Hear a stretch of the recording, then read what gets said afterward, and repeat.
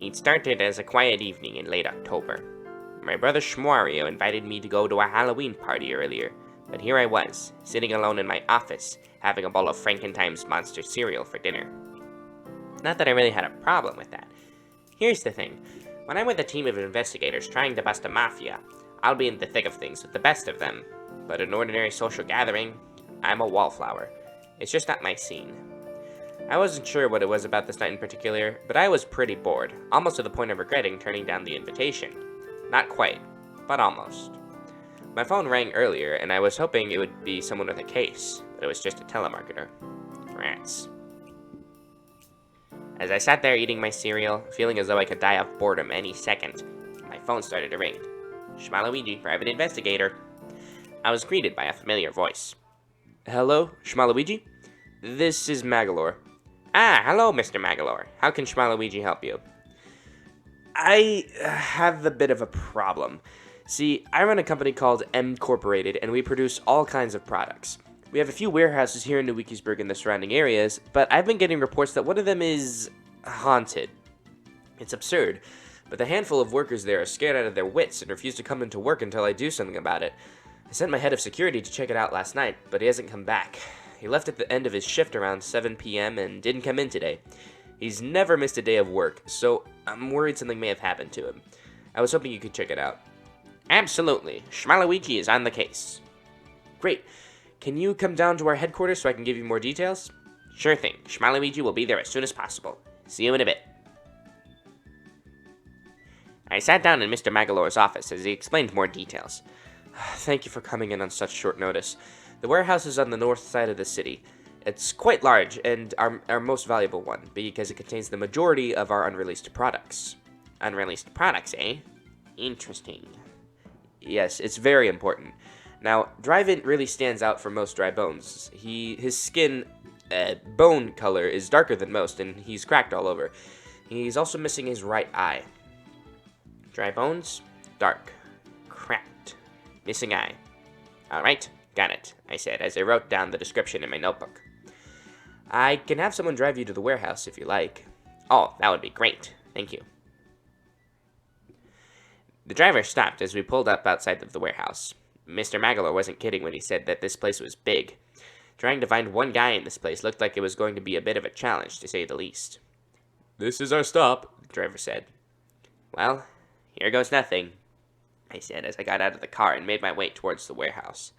I was skeptical that this place was actually haunted, but hey, Shmaluigi's not afraid of ghosts. I'm not like that scaredy cat Luigi.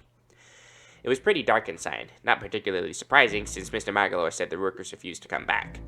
Luckily, a good private investigator is always prepared, so I pulled my flashlight out of my pocket and started exploring. I didn't see anything of note yet, mostly just the standard fare you'd expect from a warehouse. More specifically, boxes. Lots of boxes. There didn't seem to be any paranormal activity going on in here though, at least not as far as I could tell. As I continued to explore the warehouse, a boo suddenly appeared in front of me. I was startled at first and instinctively pointed my flashlight at it, but it didn't react at all. Upon closer inspection, I realized that this was no real boo, merely a projection on the wall. Looks like my instincts were right. This whole haunting thing was just some sort of hoax. Oh, a projection. Very scary, I said sarcastically, hopefully loud enough for whoever was pulling the strings around here to hear me. I pressed on, determined to get to the bottom of this. Then, as I turned a corner, a group of mummified toads jumped out. Mummy me. Ack! I hate these things. I don't care all that much about the whole mummy thing, to be honest. I just really, really don't like those creeps that mimic your every movement. It's just so off-putting. Seriously, who does that? I turned around and ran away as fast as I could, but as I did, I tripped over a jack-o'-goomba and landed in some cobwebs, taking them down with me as I hit the floor. I got back up and noticed what appeared to be a giant scuttlebug above me. Nope, nope, nope. I don't care if that was just a decoration or not. I was out of there. Maybe there was something to this haunting thing after all. I ran through the first door I could find and locked it behind me. Now that's probably the kind of thing that gets you killed in horror movies, but it seemed like a good idea at the time. Better than staying out there with Mummy Me and giant scuttlebugs anyway. After taking a moment to catch my breath, I looked around the room for anything of interest. For some reason, there was an opened pack of toilet paper, which struck me as odd since this room wasn't a supply closet or anything. I continued looking around and found packages of Halloween decorations, some empty and some still unopened. Fake cobwebs, smoke machines, even a giant scuttlebug prop.